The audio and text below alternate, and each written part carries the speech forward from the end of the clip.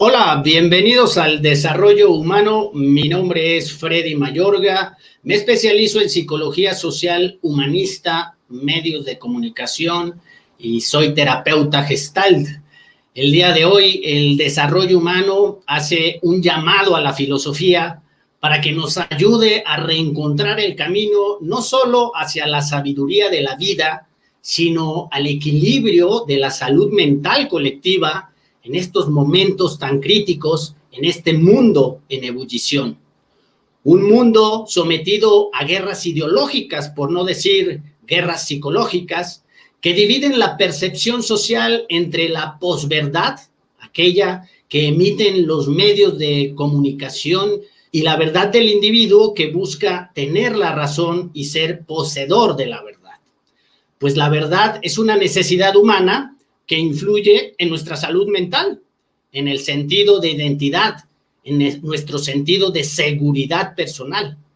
Hoy la verdad se ha relativizado, que hasta tenemos que preguntarnos si la verdad existe. Así pues, hemos titulado la charla de hoy, Ideologías entre la posverdad, mi verdad y la verdad con mayúsculas.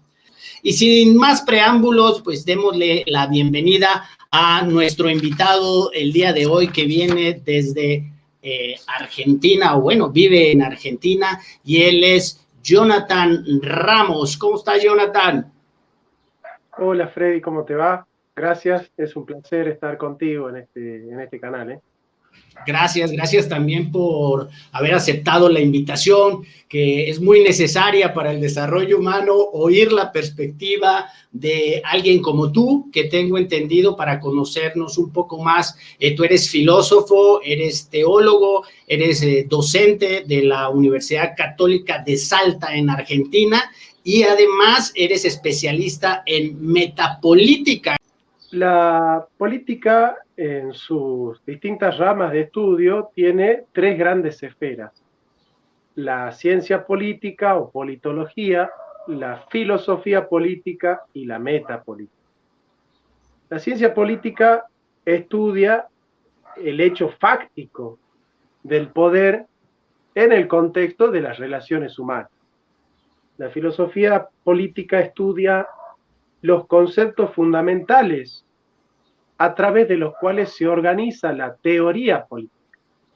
En cambio, la metapolítica estudia aquellos conceptos que están latiendo en el trasfondo de los hechos y de los discursos políticos. Es decir, el metapolítico lo que hace es, a través de los discursos y la praxis política, tratar de descubrir cuáles son los conceptos fundamentales que están subyaciendo en la praxis y en el discurso para poder explicitarlo, para poder hacer manifiesto lo latente, para poder hacer patente lo latente, para poder hacer evidente aquello que está implícito. A mí un maestro alguna vez me decía que la filosofía y la psicología están muy relacionadas, que es la forma, la filosofía es la forma en que la misma gente percibe la realidad. Pero ¿qué pasa en un mundo cuando esa realidad ha sido tan distorsionada a través de medios de comunicación, a través de tanta ideología? ¿Qué pasa con la verdad hoy en día? Se ha relativizado. Hoy decirle a las personas que existe la verdad es hasta molesto a veces, porque sientes que estás coartando o quitándole sus libertades, ¿no? ¿Cómo percibes hoy la verdad, Jonathan? Bueno, la verdad puede ser conceptualizada de muchas maneras distintas. Por ejemplo, la verdad óntica es la realidad de la cosa misma. Las cosas son verdad en cuanto que son reales. Platón habla de ontos on, lo realmente real. Y esa es la verdad como ortótex, como representación correcta de la realidad. Después tenemos la verdad lógica, que nosotros en filosofía llamamos validez, que es la consistencia de un razonamiento.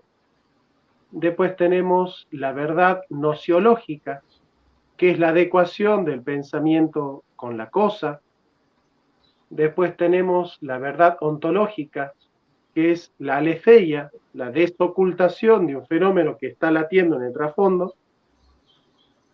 Después tenemos la verdad ética. La verdad ética es aquella según la cual el sujeto transparenta con sus dichos aquello que verdaderamente piensa como verdad. Es decir, cuando yo digo de lo que pienso, y de lo que no pienso, estoy diciendo la verdad ética. Es decir, lo contrario a la verdad ética es la mentira. Lo contrario a la verdad nociológica es la falsedad. Lo contrario a la verdad ontológica es el ocultamiento. Lo contrario a la verdad óntica es la nada misma.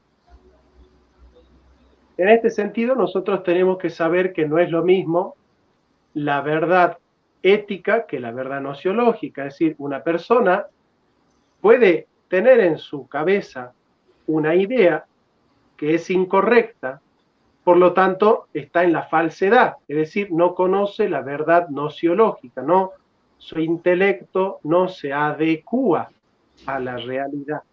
Pero sin embargo, esta persona, aunque su mente tenga una idea incorrecta, cuando te dice lo que piensa, dice exactamente lo que está pensando, con lo cual no está mintiendo.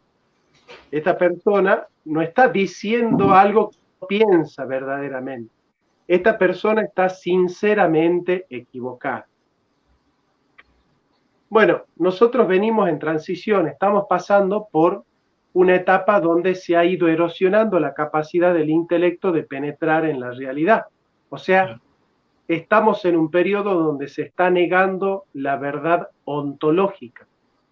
Pero aquellos filósofos que ya se dan cuenta que esta manipulación de la verdad es un error, porque yo no puedo negarle a la verdad sin afirmar que es verdad, que estoy negando la verdad. Es decir, dice Santo Tomás en la Suma Teológica, toda persona que diga que la verdad no existe, tiene que decir que es verdad que la verdad no existe.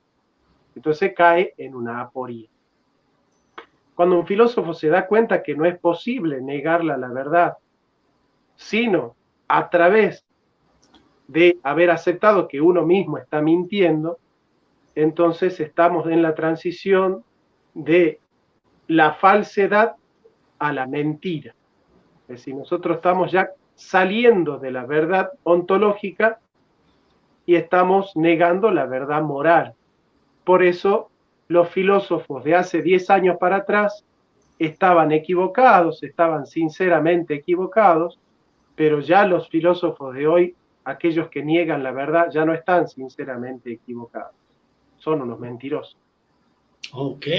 Oye, bueno, ya nos diste una pequeña introducción para las personas que te vayan conociendo. El desarrollo humano proviene de la psicología humanista y uno de los elementos que trabajo en este canal es algo que se llama la ingeniería social, Jonathan. Una de los motivos también por los que quise contactarte y que estuvieras en este canal fue una entrevista que te hicieron, no sé, el anfitrión creo que era de Puerto Rico y eran varios de Colombia, de Chile, y hubo algo en específico que a mí me captó y dije, es que dentro de esta ingeniería social, dentro de estas guerras ideológicas, tú comentabas algo muy importante del eurocentrismo, que tenemos que salir de ese eurocentrismo que al fin de cuentas es un paradigma o una ideología exportado desde Europa hace algunos siglos, en donde se juega con la dicotomía, con la dialéctica, perdón. Creo que tú le llamabas la dialéctica de los opuestos, yo le llamo la dialéctica de los conflictos. Entonces, eso nos obliga a entrar en el arte de la guerra y en una ciencia que se llama la polemología. La polemología es la ciencia de la modelación de los conflictos. Pueden ser dialécticos, pueden ser trialécticos, cuatrilécticos y los que queramos hoy, pero todo conflicto empieza estimulándose las ideologías. A nivel psicológico se estimulan los odios, los miedos, y entonces veo hoy en tu trabajo que haces, que invito a las personas que se suscriban a tu canal, tienes muchos debates a nivel político con personas que son de la derecha, que son de la izquierda, ¿no? Y eso se me hizo muy interesante cuando tú dijiste, tenemos que salirnos de ese juego y buscar no caer en ese juego. Entonces, tengo preparado un video, Jonathan, para que lo veamos y ya después tú como lo gustes retomar. Yo como trabajo mucho con la psicología social de los medios de comunicación, tomo siempre pedacitos de ahí para luego trabajarlos aquí con las personas especializadas en los temas como tú, ¿sale? Entonces vamos a verlo y regresamos.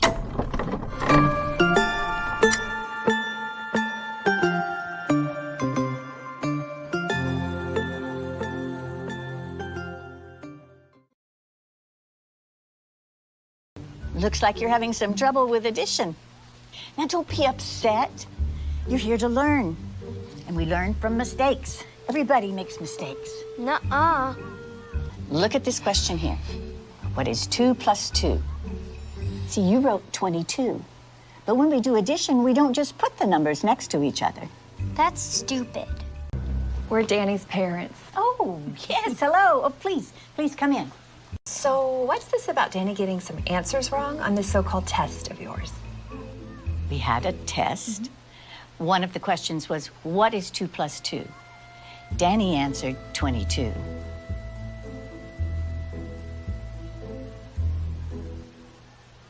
And? And that's not the right answer. Says who?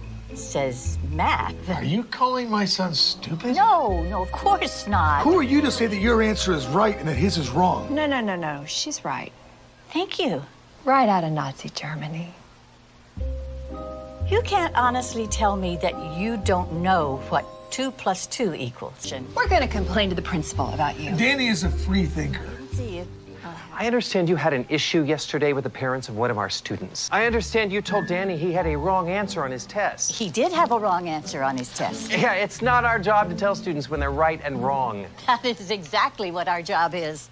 Parents don't want you ramming your biased views down their kids' throats. That's not biased. That's how math works. Students count, teachers divide. Students count, teachers divide. Students count, teachers divide. Stop undermining our kids' confidence! Are you going to apologize to the parents? Why did you even start teaching if you hate children?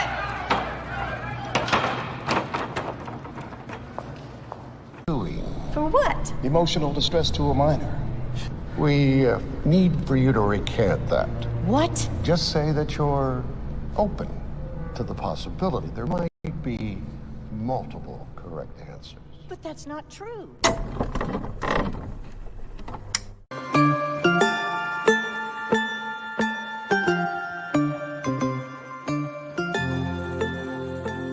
Dicen que los ángeles nacen sin sexo ni género, pero Ángela Ponce sí tuvo muy claro que quería ser mujer. Yo soy una mujer y soy una mujer incluso antes de nacer. O sea, en mi ADN ya venía que yo era mujer. No soy un hombre ni nunca fui un hombre, porque me encuentro mucho con, es que yo puedo dar mi opinión.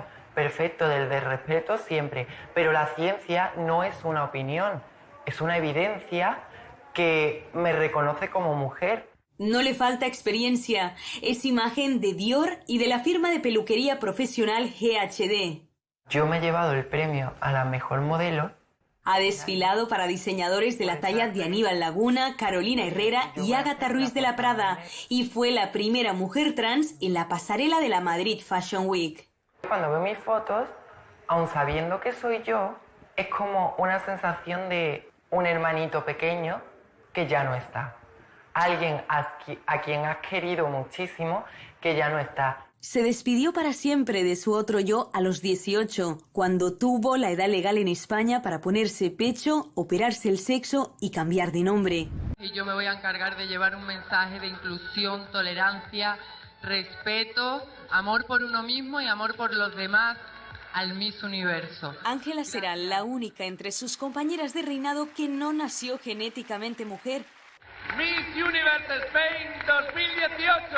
Y aunque para muchos los reinados sean un simple concurso de caras bonitas y cuerpos imposibles, para ella representa un altavoz, una tarima desde la cual hablarle al mundo entero.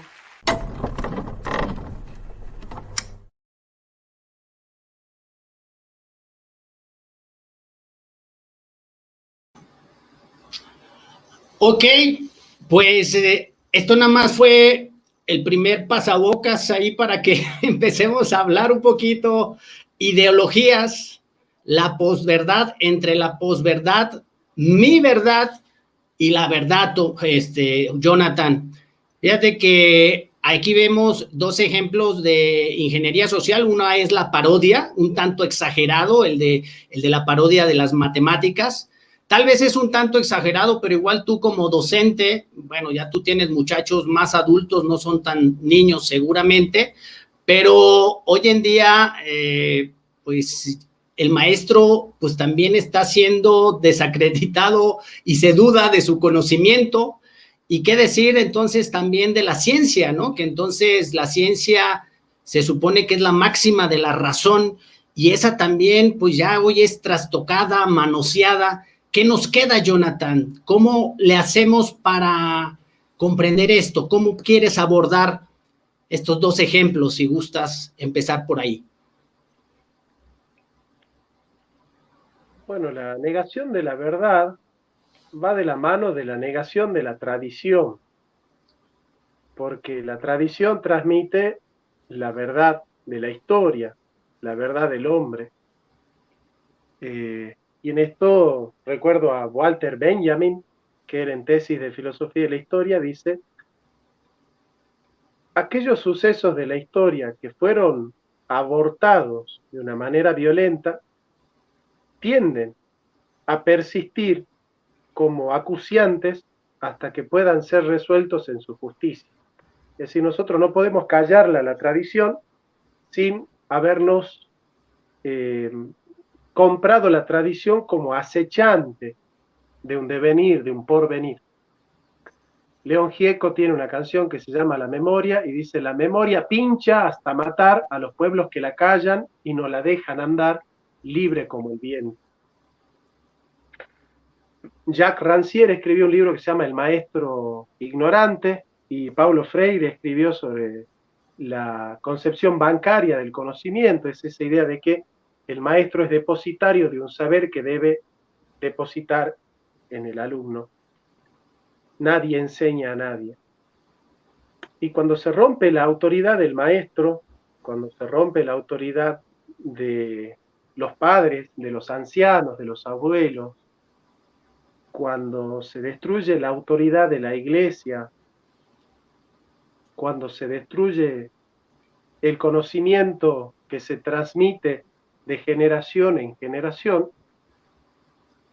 se está volviendo la generación bastarda, es decir, es una generación que no tiene asidero, una generación que no tiene identidad, una generación que no tiene pasado, es una generación que no tiene historia, es una generación que no tiene identidad. No tiene raíces. No tiene raíces. Como dice Bernardo de Monteagudo, los pueblos sin historia están condenados a deambular de error en error, sin haber aprendido de su historia. Entonces, esta condena a la tradición, que surge ya de la modernidad, de Kant, de Descartes, va a condenar, ¿no es cierto?, a los pueblos modernos a vivir en la tragedia de comenzar siempre de nuevo. O sea, un pueblo que no tiene historia es un pueblo que siempre está comenzando, que siempre se está refundando.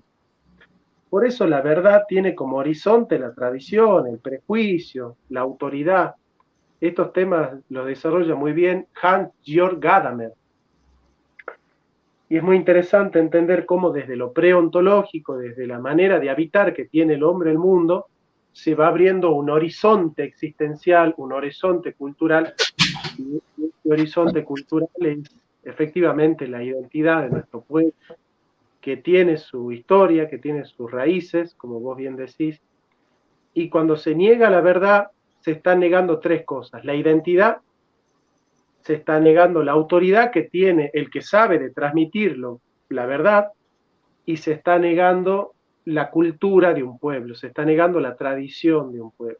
O sea, la autoridad transmite la verdad de una tradición.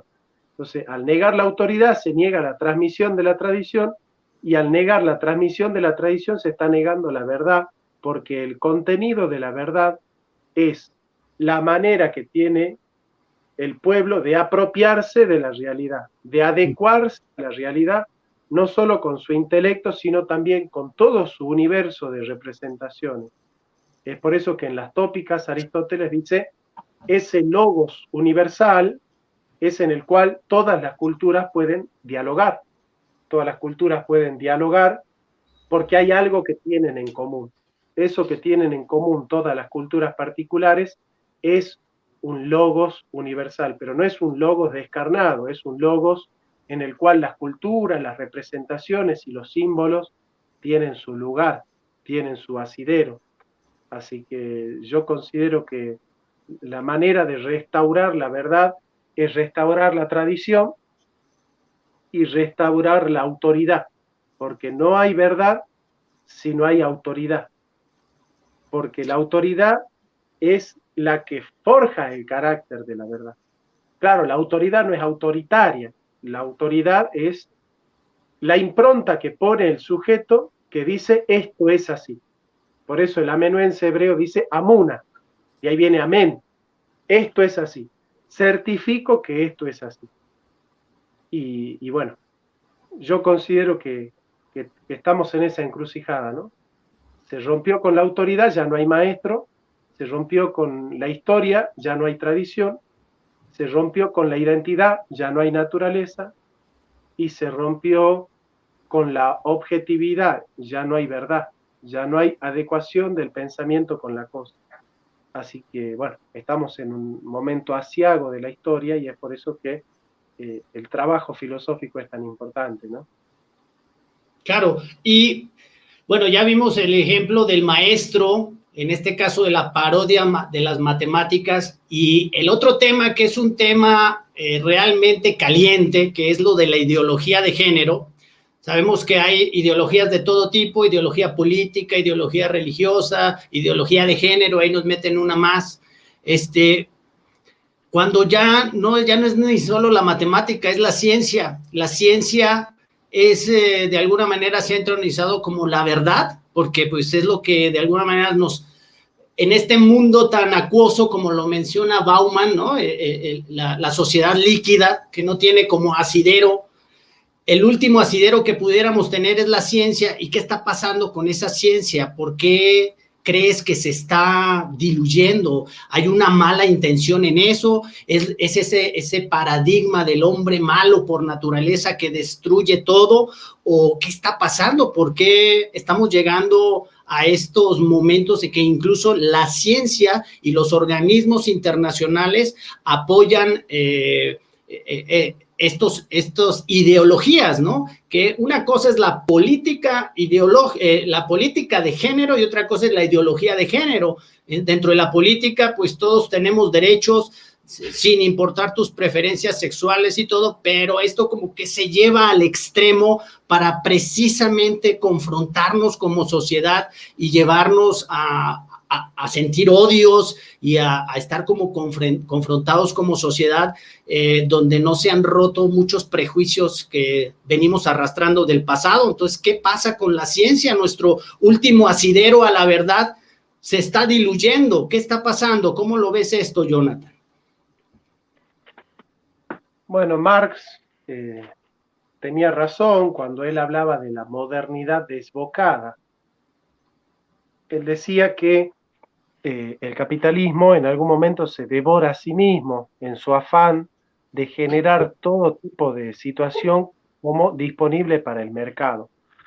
Cuando el capitalismo tiene que ampliar su mercado, tiene que mercantilizar cosas que no son vendibles, que no son ofertables. Entonces, por ejemplo, nadie se le ocurría hace 100 años que se iba a vender una operación de cambio de sexo. Bueno, hoy se puede vender. Nadie pensó que se podía vender un feto. Bueno, hoy se puede vender un feto. Nadie pensó que se podían vender órganos. O se pueden vender órganos. Nadie pensó que se podía vender una muerte. Hoy se puede vender una muerte. Entonces, lo que trata de hacer el capitalismo es hacer de fenómenos de la vida que nunca estuvieron en oferta, hacer oferta de todo ello, seguir expandiendo el mercado. Entonces vos no podés tener ideología de género si no hay una empresa que te quiere vender el cambio de sexo. No podés promover el aborto si no hay una empresa como la Planned Parenthood que te dice yo te vendo el aborto. Es decir, todos estos fenómenos de la izquierda sirven para ampliar los mercados de la derecha. Claro, se complementan. Por supuesto, por supuesto. Por eso la izquierda y la derecha son dos caras de la misma moneda. Oye, pero tú entonces, retomando eso que a mí me llamó la atención y estoy muy de acuerdo cuando decías, tenemos que evitar caer en esa dialéctica de los opuestos.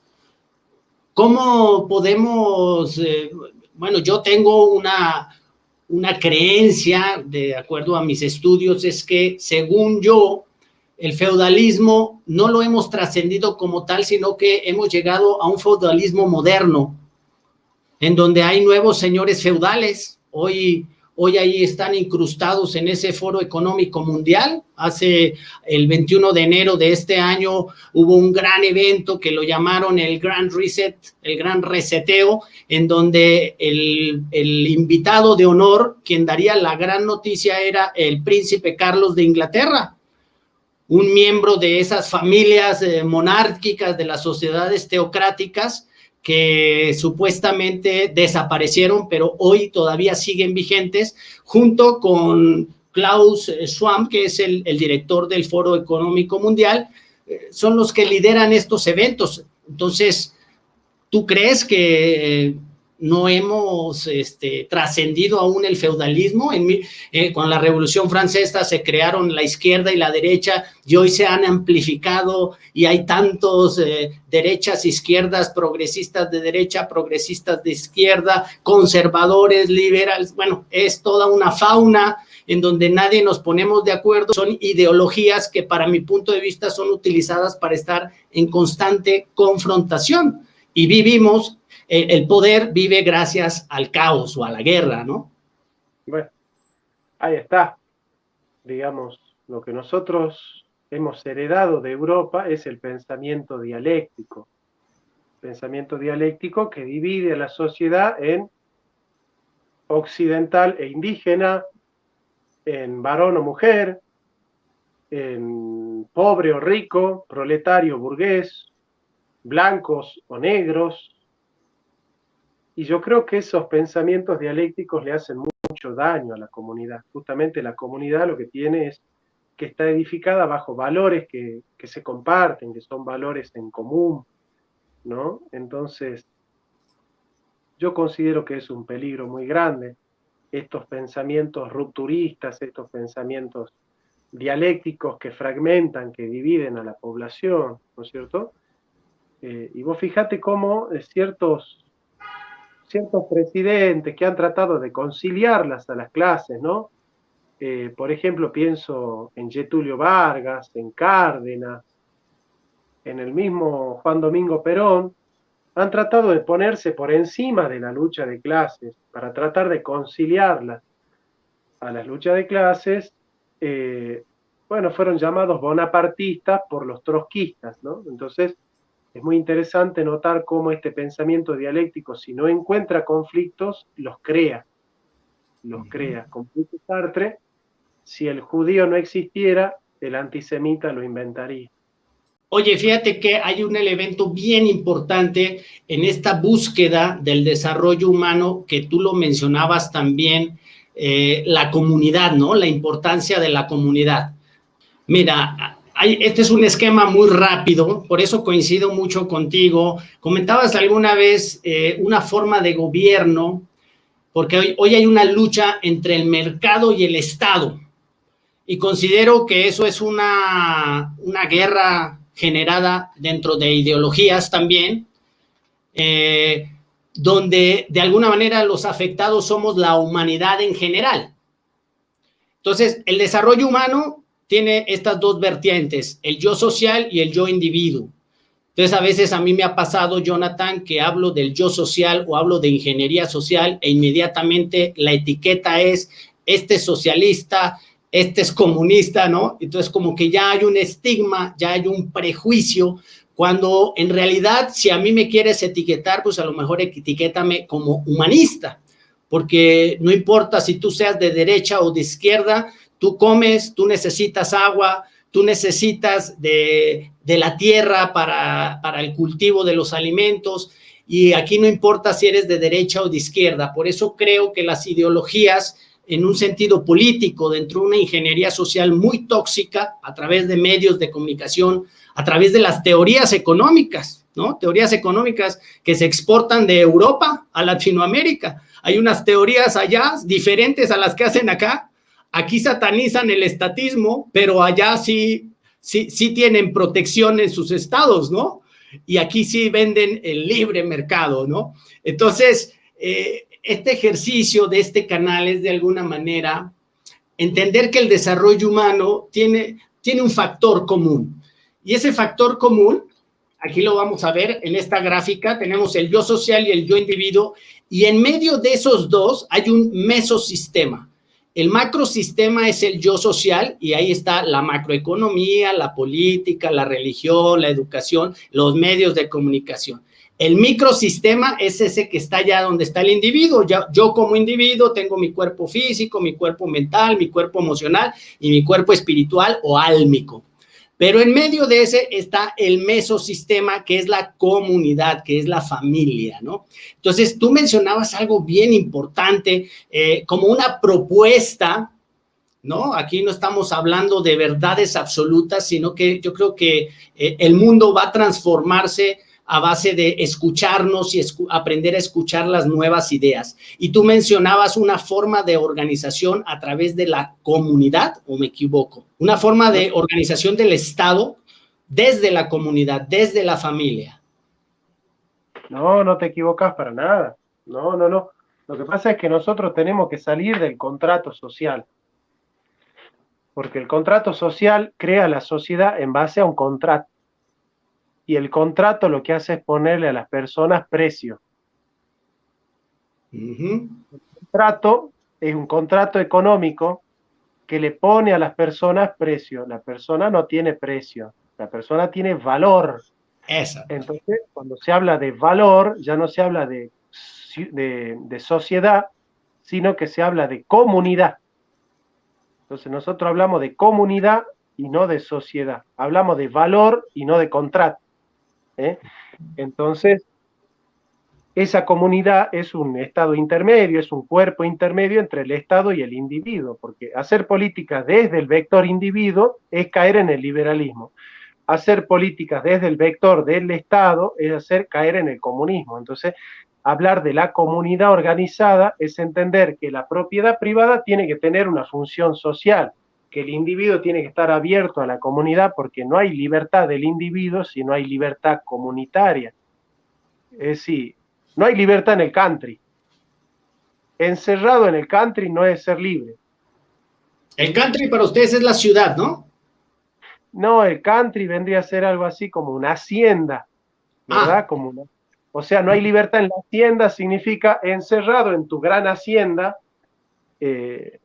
bueno, no sos libre, sí, sos libre cuando vos podés circular en la comunidad tranquilo, donde no hay delincuencia, donde no hay violencia, y para eso es necesaria una sociedad más justa, una sociedad libre pero igualitaria, es una sociedad que trata de ayudar a los pobres, pero sin anular ni absorber su capacidad productiva, donde se gobierna para una sola clase de hombre que es el que trabaja, ¿no? Porque en definitiva no hay proletarios o burgueses, hay una sola clase de hombres, los que trabajan. Pero entonces, ¿dónde queda en un ideal de una sociedad así, de la comunidad? Entonces, ¿dónde queda la empresa, por ejemplo? Bueno, la empresa es una comunidad, la empresa es un cuerpo intermedio. La empresa no es el Estado, la empresa no es el individuo, es un organismo intermedio, forma parte de la comunidad organizada. Por eso, al desarrollo económico lo generan los privados. El Estado nunca genera el desarrollo. Ahora, los privados generan el desarrollo, pero no redistribuyen la riqueza. Claro. El Estado redistribuye la riqueza, pero no genera desarrollo. Entonces nosotros necesitamos para generar el desarrollo el capitalismo y el justicialismo para redistribuir el ingreso.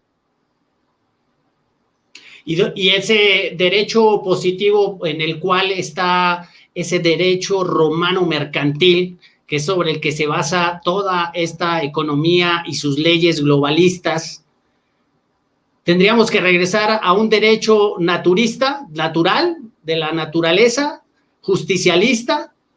¿Tiene ese vínculo directo? Claro. El derecho natural es el derecho que tiene todo hombre por pertenecer a la raza humana. Y los derechos fundamentales son el derecho a la vida, a la tierra, al techo, al trabajo, a la comunidad, a la libre organización, a poder humanizarse a través del conocimiento de la verdad, de la práctica del bien, de poder subsistir a través de su propio trabajo y no depender de terceros, digamos. Son derechos humanos de primera generación y de segunda generación, con lo cual, digamos, nosotros tenemos que poner la categoría de la justicia como el horizonte de comprensión de toda la vida política. Eso es lo que desarrolla Platón en la República y lo que desarrolla Aristóteles en su Política, ¿no? Es volver al concepto de justicia como vector que cohesiona a la comunidad organizada. Ok, oye, ¿tú cómo percibes la religión y la espiritualidad? Porque a mí de repente te he oído en tus charlas y tú eres católico o cristiano, ¿qué eres? Yo soy reformado, soy reformado, sí. ¿Dónde está el punto de límite o cómo diferenciar y no confundir filosofía con teología? Bueno, la filosofía es una actitud del hombre que tiene que ver con la razón y los sentidos que conocen la realidad y que parten de la realidad. Y la teología tiene como punto de partida la autoridad de la revelación.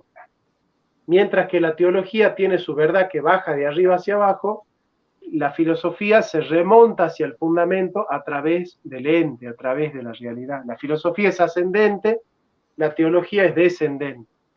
Entonces, la teología es la voz autoritativa de Dios que le revela el misterio del hombre al hombre. Pero es necesaria la teología para la salvación de la vida humana. Pero la filosofía es necesaria para la organización de la polis. O sea, yo para organizar la polis no tengo que hacer teología, tengo que hacer filosofía. Para salvar mi alma no tengo que hacer filosofía, tengo que hacer teología. Cada una tiene su objetivo. La teología tiene como objetivo salvar, la filosofía tiene como objetivo conocer la realidad. Ok, oye, pero entonces, fíjate, no sé si tú has oído hablar de un autor que se llama Ken Wilber, que habla sobre la epistemología pluridisciplinaria. y se lee que hay 3 formas de entender el conocimiento. Él tiene un libro que se llama Los 3 ojos del conocimiento, y el primer ojo del conocimiento es aquel que obtenemos, vemos la realidad a través de nuestros 5 sentidos. El segundo ojo del conocimiento es el que se ve a través de la razón, de la lógica, de la ciencia. Y el tercer ojo del conocimiento es a través de la conciencia. Es como si vieras la razón, si estuvieras viendo la razón desde afuera, la conciencia. Entonces, pues ahí me confunde un poco, por ejemplo, esas cuestiones de la fe. O sea, ¿la fe tiene un cierto grado de razonamiento o simplemente si es una entrega total desde tu conciencia? ¿O cómo entonces esa teología y esa filosofía podemos diferenciarla? ¿Cómo tu fe que viene de arriba, algo que viene de afuera, en vez de que sea algo que venga desde adentro de ti, tu alma, ¿no? En el desarrollo humano consideramos el alma desde adentro del individuo. No, que este grafiquito que está aquí del yo individuo dice físico, mental, emocional, espiritual, el alma. Ok, sí, te escucho. No, la fe es un acto de la inteligencia movida por la voluntad. Es decir, no es que la fe no sea razón. La fe es un modo de razonar. Por eso yo nunca hablo de fe y razón, yo hablo de fe y filosofía, como son cosas distintas, fe y filosofía. La fe descansa en la autoridad, la razón descansa en la evidencia. Sin embargo, es necesaria la fe para llegar a la verdad de aquellas cuestiones de la vida humana que son inaccesibles para la mayoría, ¿no es cierto? Entonces, la fe es necesaria para transmitir esos valores que descubre la metafísica, pero que el pueblo no hace metafísica. Entonces, Dios decidió convenientemente revelar por la fe aquellas verdades que eran también accesibles para la razón. Esto lo desarrolla Santo Tomás de Aquino en la Suma contra los Gentiles. Entonces,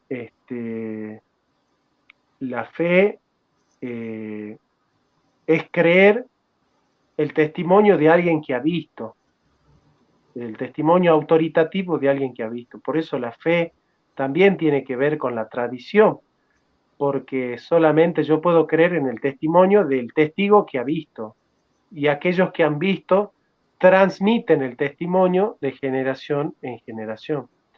Entonces, la fe es una obra de la inteligencia. Lo que pasa es que es una obra de inteligencia que toma por verdad aquello que no es evidente, sino que lo conoce a partir del principio de autoridad, digamos. Y ese es, en esencia, el movimiento de la fe.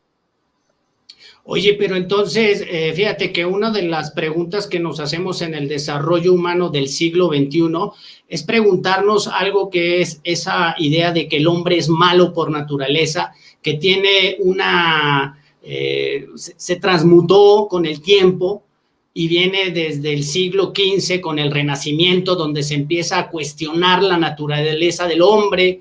Entonces ya no todo gira en torno a la idea de Dios, sino que ahora es el antropocentrismo que le abre la puerta al liberalismo o al individualismo. Y entonces, ¿qué sucede con la idea del hombre malo por naturaleza? Que para mí sí es una pregunta muy importante, porque de eso depende incluso la valoración y la autoestima de las personas y de nosotros como seres humanos, que ha quedado incrustado en nosotros la idea del pecado original. O sea, imagínate, el pecado original ya nuestras almas ya vienen de alguna manera marcadas, como decía Juan Calvino, ¿no? Que el hombre no estaba dotado de bondad, sino que aquellos, los elegidos. ¿Cómo ves esto? ¿No estaremos arrastrando un paradigma o una ideología del pasado y es momento a lo mejor de replantearlo y ver realmente el ser humano es malo por naturaleza o es ese entorno, esas fuerzas de poder que hostigan y activan la genética? Eso se llama epigenética, es el entorno social, cómo activa nuestros genes y nos llevan y despiertan ciertos elementos dentro de nosotros, manteniéndonos en estados de sobrevivencia, de miedo y angustia. Entonces, ¿Cómo ves tú hoy en día esa naturaleza humana dentro de la filosofía? ¿El ser humano es malo totalmente? Ya está en su genética, ¿Cómo la ves? No, a ver, el hombre es pecador por naturaleza frente a Dios. Frente a Dios el hombre es pecador sin lugar a dudas. Pero esa es una verdad teológica que el hombre necesita considerar con objetivo de la salvación eterna. Pero no es un principio que se pueda trasladar absolutamente a la filosofía, ya que, digamos, el grado de maldad que tiene el hombre frente a Dios no es lo mismo que el grado de maldad que tiene el hombre frente a otro hombre. Es cierto que en el hombre hay egoísmo, es cierto que en el hombre hay mezquindad, pero no es cierto que el hombre sea el lobo del otro hombre. Siguiendo ese esquema de Thomas Hobbes, homo homini lupus. El Leviatán, ¿no? Leviatán, no, el hombre no es un lobo para el hombre es para otro hombre un hombre. Y en todo caso, en muchos aspectos del capítulo 10 de la Ética Nicómaco de Aristóteles, dice, el hombre es para otro hombre un amigo, porque cuando nosotros estamos en aprietos, o estamos solos, o en dificultad, vemos a otro ser humano y vemos en la otra persona una esperanza, siempre nos alegra ver a otro ser humano. El hombre es para el hombre un amigo, una oportunidad, como dice Sócrates. De ninguna manera es el lobo, esa manera de concebir que la libertad del otro atenta contra mi libertad, que el bienestar del otro atenta contra mi bienestar, que el bienestar del otro no me puede recoger a mí, es una concepción del liberalismo que sí, que debe ser superada urgentemente. Oye, pero al fin de cuentas en eso se basa el contrato social.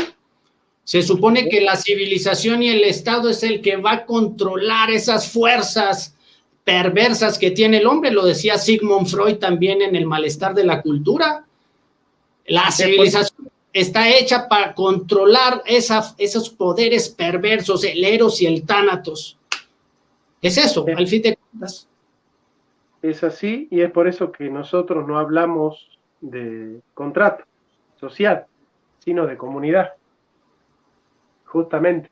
Exactamente. Ese sería el cambio de paradigma. Por supuesto, claro que sí. Es salir de la sociedad e ingresar en la comunidad. Excelente tu conclusión. Sí. Claro, al fin de cuentas, hay un vacío histórico, como yo creo que el poder es aquel que controla la información y el conocimiento, y en el feudalismo hay un vacío por ahí del siglo XII y XIII, donde las comunidades giraban en torno a las catedrales, algunas catedrales, y era un esplendor de riqueza, ¿sí me entiendes? Era un fenómeno social que se vivía en comunidad y donde tenían un centro espiritual que era el que como que irradiaba, pero era la comunidad al fin de cuentas, ¿no? Claro. El centro desde el cual irradian todos los valores es la comunidad. Estoy totalmente de acuerdo con vos. ¿Y eso por qué crees que ha sido tan atacada la comunidad? ¿Sí hay unas intenciones del poder histórico, el dinero, el mercado? El mercado absorbe todas las realidades humanas, y lo dice Marx, ¿no?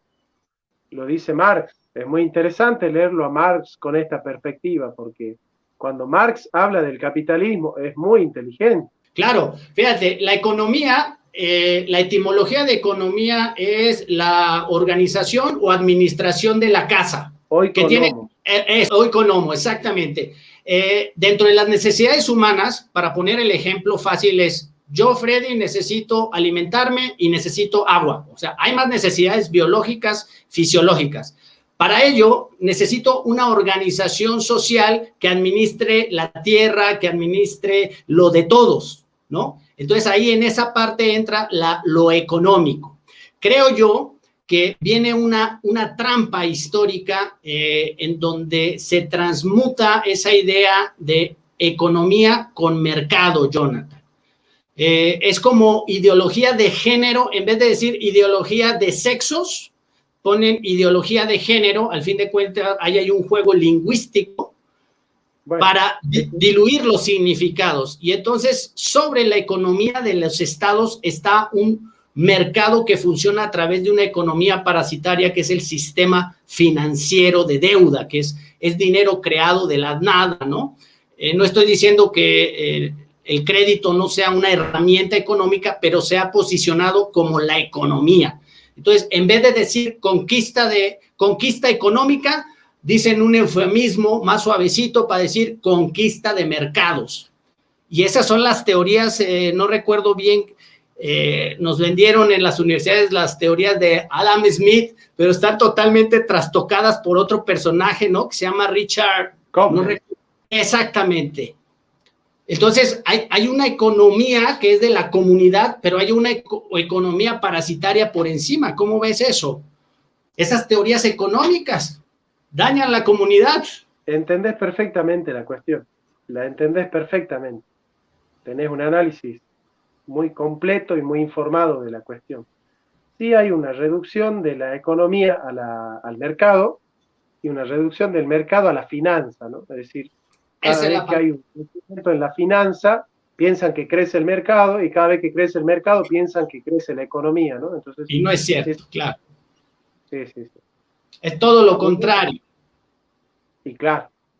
Porque esas finanzas funcionan como una aspiradora de la economía real, la contante y sonante.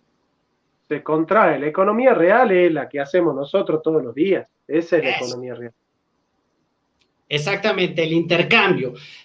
Yo hice un estudio, Jonathan, en comunicación que se tituló la economía sustentables en la era de la información, en donde el dinero, la psicología del dinero, ¿qué es el dinero? Y el dinero, pues, es una herramienta que, si lo vemos a nivel corporal, es como la sangre del sistema.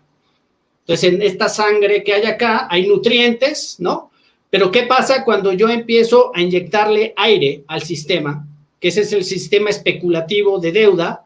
Pues entonces lo que empiezo es a colapsar, a detener, a paralizar la economía.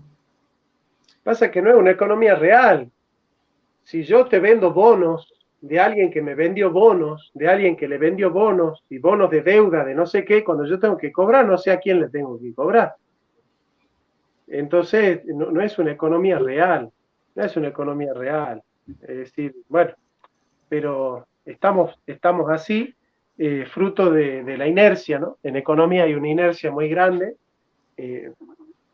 por la mentalidad. Hay una mentalidad mercantilista, hay una mentalidad fetichista, digamos, que se instaló a partir, sobre todo, de Eisenhower en adelante. Yo no sé, pero a mí me contaron, por ejemplo, en la UNAM, si viene un filósofo de Estados Unidos, en la UNAM hay que hablar en inglés.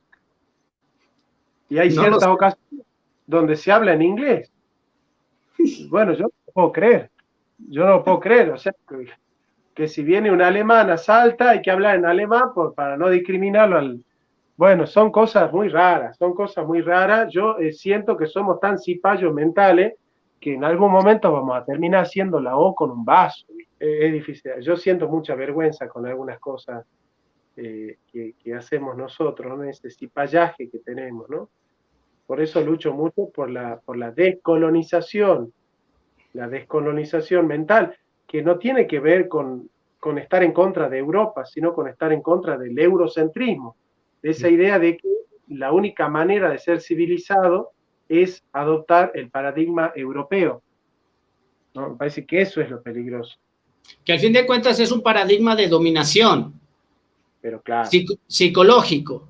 Y tú estás diciendo lo mismo, ahora que mencionas la UNAM, el doctor Enrique Dussel, él habla precisamente lo que estás diciendo. Lo primero que tenemos que hacer es descolonizarnos del eurocentrismo, que es una forma de ver y entender la realidad entre las dialécticas. Totalmente. Por eso no es estar en contra de Europa, sino ponerle a Europa en su lugar. Eso. Nosotros dialogamos Europa de par a par, no pensando que Europa es la madre y que nosotros somos los pupilos de Europa, digamos, ¿no? Como pretendía, por ejemplo, Ginés de Sepúlveda. No, nosotros dialogamos con Europa de par a par, de igual a igual. De hecho, Hispanoamérica es el continente del futuro. Oye, pero ¿cómo? O sea, me gusta oír eso, pero imagínate, Colombia, ahorita la situación que están viviendo, pues confirma mi teoría de que estamos viviendo un feudalismo moderno. Resulta que en Colombia, cuando dominas Colombia, dominas Sudamérica. Y en Colombia hay 9 bases militares, de las cuales 2 de ellas son de contratistas, ¿no? Pero hay 9 bases militares, imagínate. Y luego hay, si la ONU reconoce 192 países en el mundo, imagínate esta referencia, hay 800 bases militares en el mundo, o sea, hay 4 veces más bases militares que países en el mundo. Entonces, me encanta oír esa idea, pero ¿desde dónde la estás leyendo? Que América Latina es el futuro. A ver. La capital del siglo XX fue París. La capital del siglo XVIII fue Berlín. La capital del siglo XXI es Madrid. Digamos, todo lo que sucede en Hispanoamérica depende de lo que sucede en Madrid todavía, ¿no? Es decir, todo el progresismo que nosotros estamos viviendo es un progresismo que viene mucho de Francia y de España. Y hay un agotamiento espiritual, hay un agotamiento mental, hay un agotamiento cultural en Europa. Europa está siendo colonizada por el Islam. Dentro de 50 años, la mayoría de los habitantes de Europa van a ser musulmanes. Por eso la gran señal es haber elegido un papa hispanoamericano, porque Hispanoamérica es el futuro de Occidente. Es decir, cuando hablemos de Europa dentro de 50 años ya no vamos a hablar de Occidente, vamos a hablar de un Oriente expandido. Entonces, no quiero entrar en la tesis de Huntington del choque de civilizaciones, no, yo no estoy entrando en eso. Simplemente estoy diciendo que, bueno, que la cultura y la civilización árabe e islámica no es la misma que la cultura y la civilización cristiana y occidental. No es la misma cultura, ¿no es cierto? Y bueno, y tienen otras costumbres, otras tradiciones, y el futuro de Occidente es Hispanoamérica. Eso es así porque somos la raza más joven, somos la raza más nueva, somos la raza criolla, somos la raza cósmica, como dice Vasconcelos, y somos el futuro de Occidente. Eso lo sabe muy bien la Iglesia Católica, por eso eligieron al Papa Francisco y es por eso que ellos están mirando tanto a lo que pasa, ¿no?, en Hispanoamérica, están tan interesados en lo que pasa en Hispanoamérica, porque nosotros no somos Latinoamérica, porque latinos son los del Lacio, nosotros somos Hispanoamérica, somos la América española que se fragmentó, así como Estados Unidos es la América inglesa que no se fragmentó, así como Brasil es la América lusitana que no se fragmentó, nosotros somos la América española que sí se fragmentó. Fíjate vos, ¿dónde están las colonias inglesas? Unidas todas en Estados Unidos. ¿Dónde están las colonias de Portugal? Unidas todas en Brasil. ¿Dónde están las colonias de España? Balcanizadas en 60 republiquetas de campanario. Nosotros en Hispanoamérica tenemos alrededor de 90 millones de hispanohablantes. Y más, a ver, nosotros tenemos, si en Brasil hay 90 millones, en Argentina hay 45 millones, bueno, Brasil no habla español, ¿no? Pero nosotros tenemos México, tenemos Colombia, tenemos Perú. México, 125 millones. Bueno, entonces suma México, suma Argentina, Bolivia, Perú, Chile, Paraguay, Uruguay. Colombia, 50 millones Colombia. Imagínate la cantidad de millones de personas que hablamos el mismo idioma. Vos sabés el poder económico que hay en poder articular nosotros vínculos económicos, de mercado, culturales, con, por lo menos, a ver, tiremos una cifra, 500 millones de personas que hablan en el idioma español. Esa es una potencia tremenda. No hay otro lugar en el mundo donde se hable el mismo idioma en tantos países. Es una potencia tremenda. Claro, pero cómo venceremos esa parte, esa posverdad de que lo extranjero, los del norte son superiores, porque eso está muy intronizado dentro de nosotros gracias a unas conquistas, ¿no? Bueno, ahí están los mexicanos que piensan que ser culto es hablar en inglés. ¿Cómo se te ocurre pensar que ser culto es aprender a hablar inglés? No, ser culto es aprender a hablar quechua, aprender a hablar aymara. Náhuatl, aquí es náhuatl. Bueno, ¿viste? Eso es ser culto, eso es tener cultura, eso es tener identidad, eso es tener raíz. ¿Cómo va a ser culto aprender a hablar el idioma de los yanquis? Oye, estás diciendo, porque fíjate que los chicos que te entrevistan, que a mí me caen muy bien, son colombianos, argentinos, hablan sobre la guerra cultural, pero creo yo, tendría que ponerles un poco más de atención porque los vi por encimita, porque esa guerra cultural está muy enfocada en defender mi postura frente a la otra. Entiendo que hay cosas muy reales como las cuestiones de la ideología de género, el aborto, lo entiendo, pero la cultura desde el punto de vista de lo que estamos hablando aquí tú y yo, que es la raíz, esa es la guerra cultural para mí, defender tus raíces. Defiende Colombia, tus tradiciones, tu comida, tu lengua, defiende México, defiende Argentina. Eso sería la guerra cultural, ¿no crees tú? ¿Cómo ves? Estoy buscando un poema para leerte. Es un poema de José Martí, un gran prócer de la Revolución de Cuba. Ahí te leo. Dice: por fin, potente mi robusto brazo puede blandir la dura cimitarra, y mi noble corcel volar ya puede ligero ante el fragor de la batalla. Ni laurel ni coronas necesita quien respira valor, pues amenazan a Nubia libre y un tirano quiere rendirla a su dominio vil esclava. Corramos a la lucha y nuestra sangre pruebe al conquistador que la derraman, pechos que son altares de la Nubia, brazos que son sus fuertes murallas. Y dice, ahí está, dice, el amor, madre, a la patria, no es el amor ridículo a la tierra, ni a la hierba que pisan nuestras plantas. Es el odio invencible a quien la oprime. Es el rencor eterno a quien la ataca. Y tal amor despierta en nuestro pecho el mundo de recuerdos que nos llama a la vida otra vez, cuando la sangre herida brota con angustia el alma. La imagen del amor que nos consuela y las memorias plácidas que guarda. Y termina José Martí en De cara al sol. Yo no quiero irme de este mundo por la puerta de atrás. En un carro de hojas verdes a morir me han de llevar. No me tiren en lo oscuro a morir como un traidor. Yo soy bueno y como bueno moriré de cara al sol. Y José Martí murió en el campo de guerra, de cara al sol.